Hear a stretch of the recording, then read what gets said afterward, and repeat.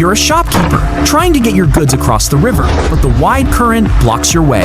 You bring cedar logs to lay across the banks, but they're not long enough.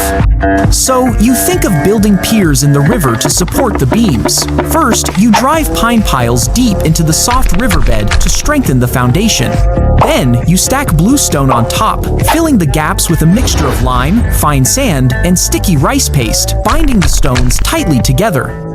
On this, you build pointed, boat-shaped stone piers to break the impact of rushing water. Laying cedar beams across them, you finally create a plank bridge.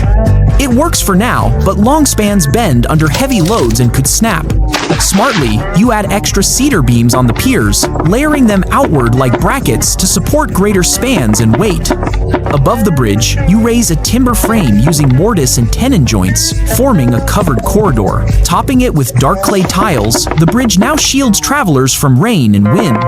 To make it stronger and more striking, you even build towers on the piers to press down on the structure, improving stability and preventing collapse. Congratulations! You've designed the Chengyang Wind and Rain Bridge, a masterpiece of Dong minority architecture. It combines a bridge, a corridor, and pavilions all in one. Not only does it connect villages, but it also serves as a gathering place for resting, meetings, festivals, and even young people singing love songs. Built at the entrance of Dong villages, it symbolizes wealth, protection, and harmony, earning its name, the Wind and Rain Bridge.